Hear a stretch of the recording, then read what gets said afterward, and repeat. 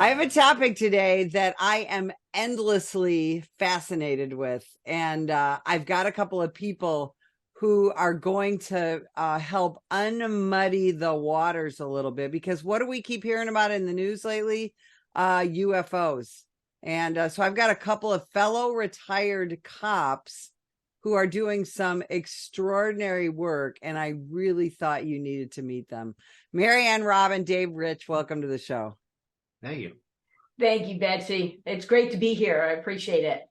So just talk about a little bit about yourselves and your police careers, and then let's get right into it. All right. Well, let me start. My name, of course, is Marianne. I was a police officer in Arizona for 34 years. And all my years as an officer worked different sections of the police department, detectives, and of course, patrol mostly. Well, about 7 or so years ago, my late husband kind of got me into this organization, introduced me to, and it's called MUFON, the Mutual UFO Network, and it's out of the Phoenix area. We have a chapter here. And I'm thinking, MUFON, UFOs, I'm a police officer. I don't do this kind of stuff. And I went to a meeting, and it was really credible people that have seen things that they can't explain, whether it's a UFO, maybe a paranormal type issue. And I started looking into this organization and reading up on it, watching videos. And I noticed not only just regular normal people have seen these things, but we're talking police officers that have stories of firefighters, EMTs that actually have seen things. But the only thing that I had caught was that you have people talking about these sightings that they've seen, except for the police officers, the firefighters, and the EMTs. And I'm thinking, why? Why not? Well, duh. If I saw something, am I going to go to my department and go, hey, I just saw a light in the sky? Not necessarily, because I don't want to be ridiculed. I don't want to be laughed at. So my partner here, Dave Rich, we've worked together for over 25 years. And I kind of talked to him and said, hey, I know you do a little paranormal stuff. You're interested in the paranormal. I says, how about joining MUFON with me? And he goes, okay. And he came to a couple of meetings and he saw what MUFON's all about. And he shared with me a story that he had, an encounter, but he never talked about it. Again, the stigma. He did not want to be ridiculed on this.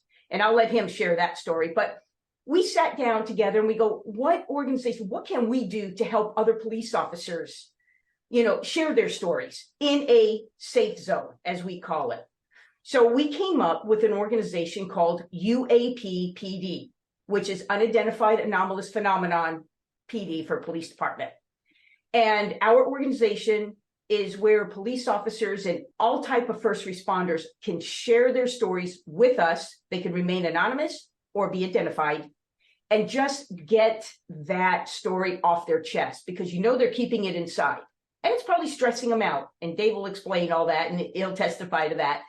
We want them to be able to relieve themselves. Tell us a story, get it off, know that there is people that are serious about this, that are not going to ridicule them, and not going to laugh at them. I mean, no, we're cops. We feel the same way they do, and we are the safe zone. And that's why we started the organization UAPPD. And so, cops have, we have better than average observational skills, right, Dave? And that's, I'm going to guess that's something that, you thought about when you saw what you saw. Talk about that. Yeah. So my background, similar to Marianne, is retired now 25 plus years, spent time as patrol like everybody, detectives, narcotics, homicide, sex crimes, things like that. Ended my career in SRO, school resource officer, for a number of years. And my encounter wasn't actually with a UFO. It was actually with something a little different that can only be described as maybe a ghost, possibly. But similar to what Marianne said is, and when she says she invited me to move on, she kind of dragged me in kicking and screaming. Is really more along the lines of what happened.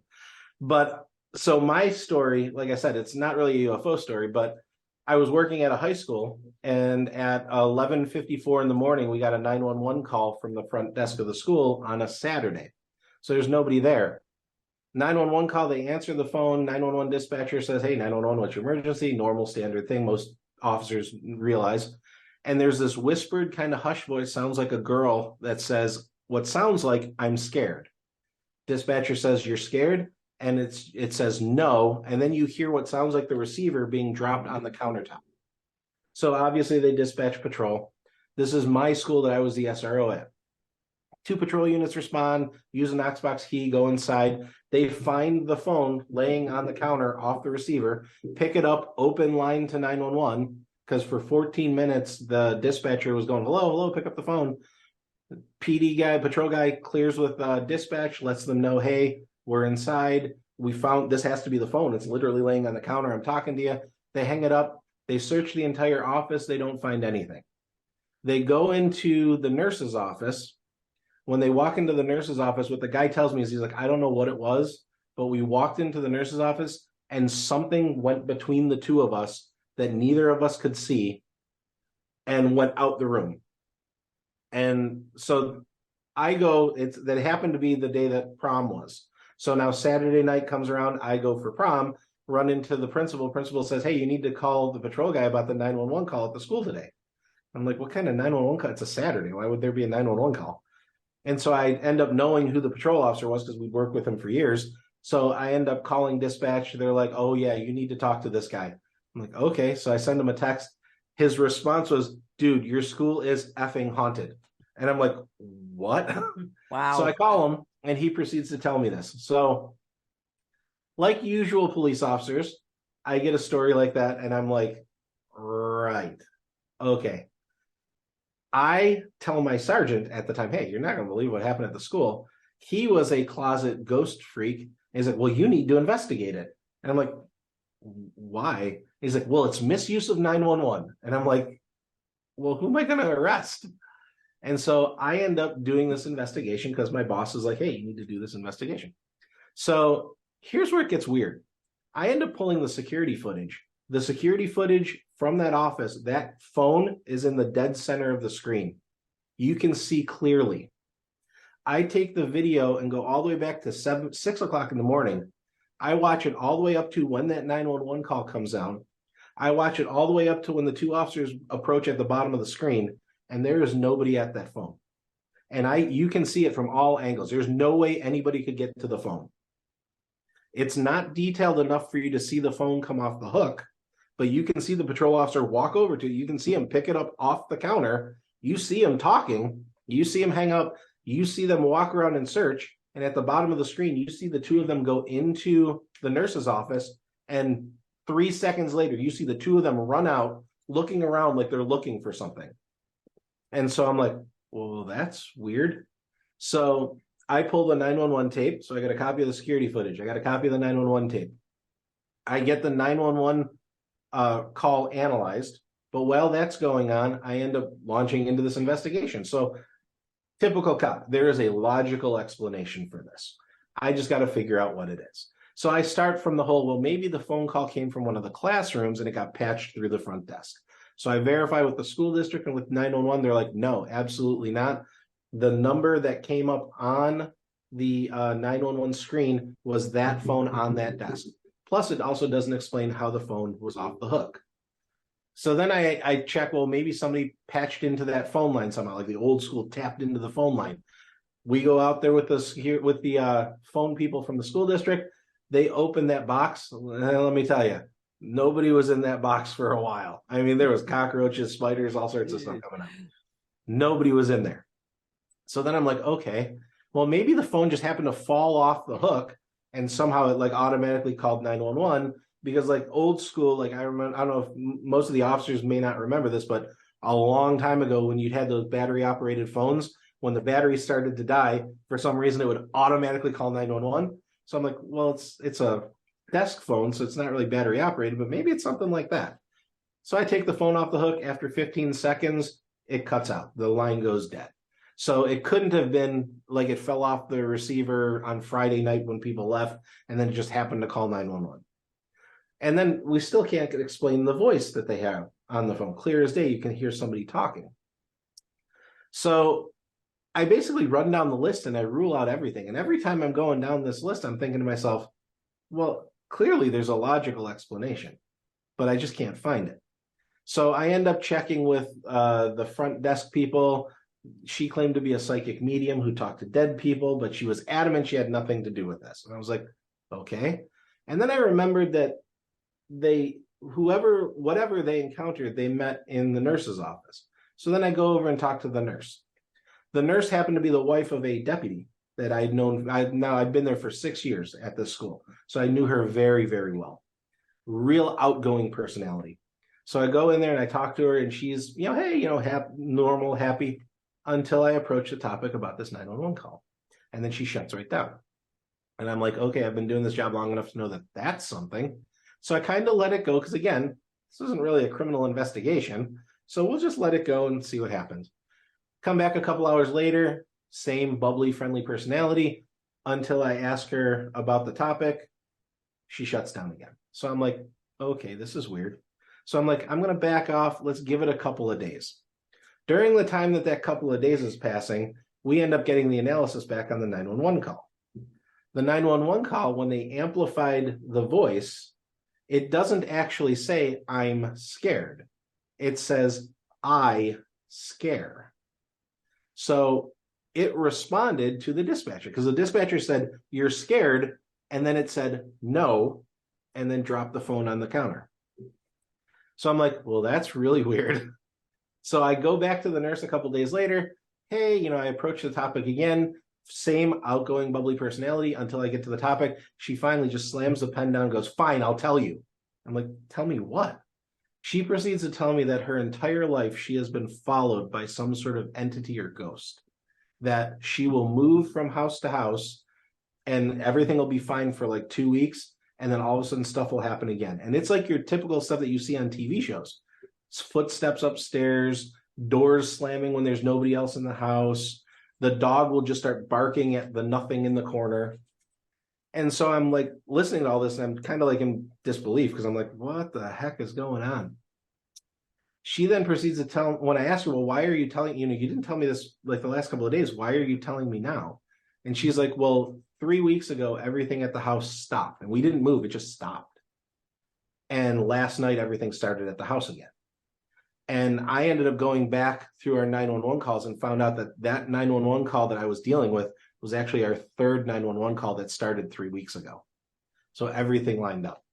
So that was my experience. And I'm sitting there going, well, this is messed up. Because at the time, I'm like, I didn't believe in ghosts. I didn't believe in, I knew there's a lot of stuff in this world that I don't understand. But this is kind of weird. So I go and I tell my boss, hey, this is the end result. Word gets around.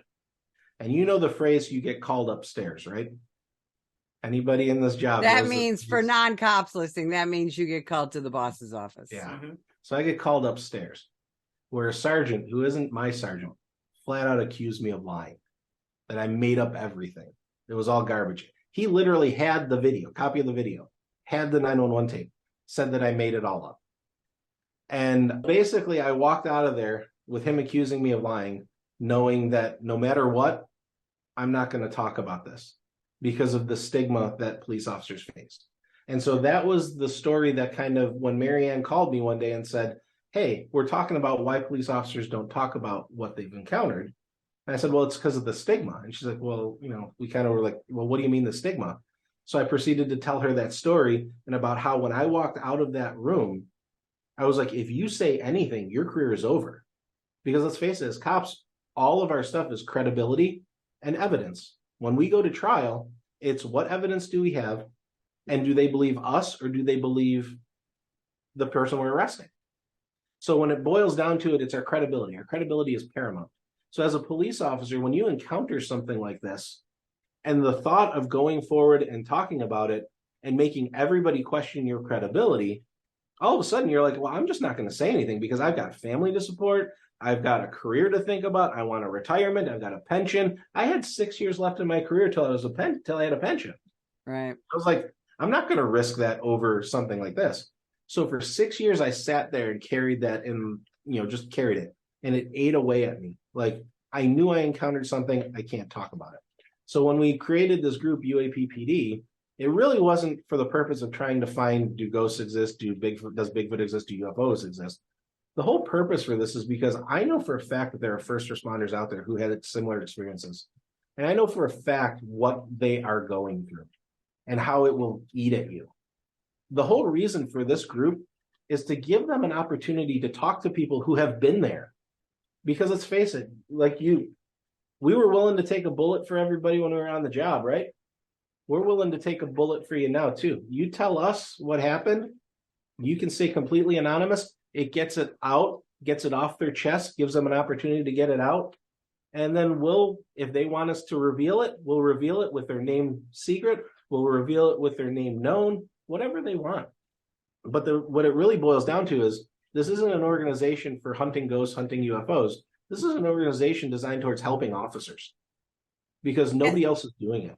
And that's so important because, Marianne, you and I have talked about this so much, police officer mental health is so precarious to begin with. And we're trying to do so much work with that. And this is one more topic that you're so aptly saying, Dave, that officers who have had this type of encounter, it literally eats at them. So how, talk about how much success you've had with this. Well, we've been doing this about 7 months now. And we've had some pretty good success, officers around the Valley area, the Phoenix area that have come forward. We've actually had a couple officers from our agency, Gilbert Police Department, that's actually come forward and telling us some stories that they've encountered. We're trying to get the word out more. We want to go worldwide if we could. I'm kind of talking to an officer that's in New York State that saw something, but because he was a sergeant at the time and then became chief of police, he wasn't going to say anything. And this happened back in 2018. He's coming forward now talking to me, and I'm going to actually meet with him in December. I'm going to New York and meet with him and get his full story. So we are just, we're just starting out, and we want to get the word out to everybody to please contact us and share their encounters with us. Yeah, if you're a first responder, police officer, firefighter, EMT, park ranger, and you've encountered something that you have no clue, you don't understand it. We want those stories. You're not alone. You have a group that you can talk to now who are going to have your back. Literally, we're going to have your back. Call us, even if you think it's insignificant, even if you think, oh, this is crazy, I don't want to talk about it. The worst thing that can happen is you're going to find people that had a like experience and you can become friends. Marianne, what other kind of encounters have you heard about? Whether it's you've talked to the person directly or rumors or yourself, what kinds of things are you hearing about?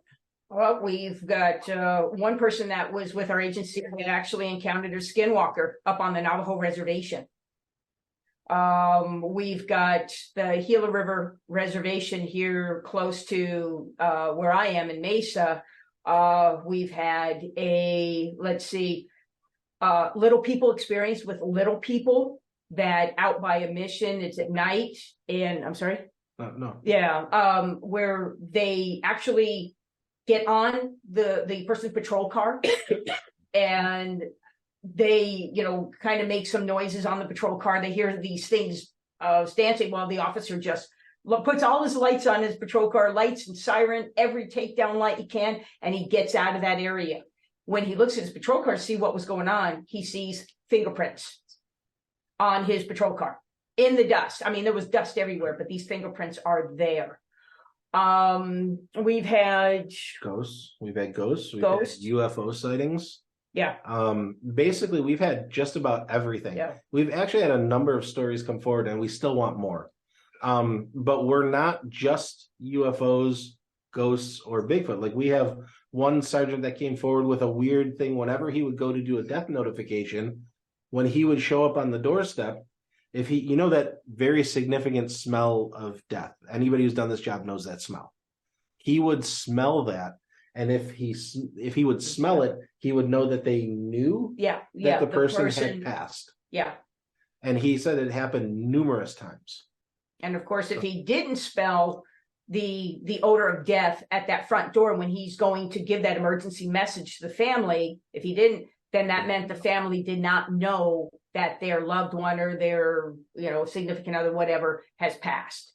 Yeah, because we're taking stories on anything that is unexplained. It doesn't have to just be UFOs or ghosts. If you're a first responder and you've had something that you cannot explain, please call us.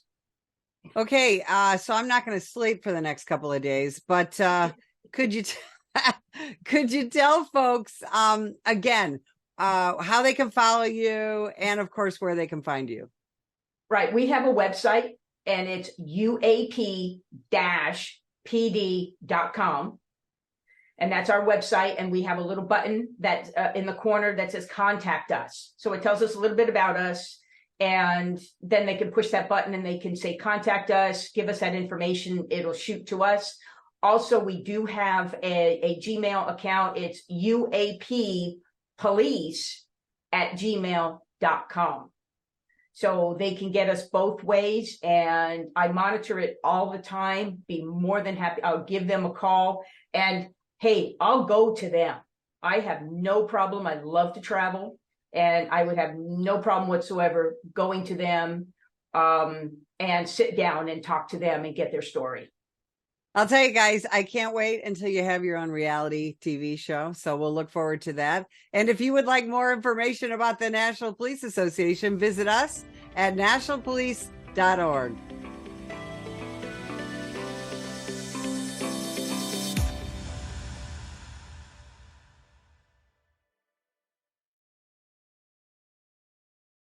Ma'am, put the gun down! Put the gun down! Last year, law enforcement officers were involved in hundreds of thousands of use of force incidents. A use of force incident is when an officer must use nonverbal tactics to gain control of a dangerous situation. Put the knife on the ground. In many cases, officers have no choice but to use force when a suspect doesn't comply with a lawful order. Use of force is always ugly. No one likes it, especially police officers. Together, we can help de-escalate these dangerous encounters. Help police officers by complying with their lawful orders. Don't attack, attempt to disarm, or flee from an officer. Use of force is an officer's last option.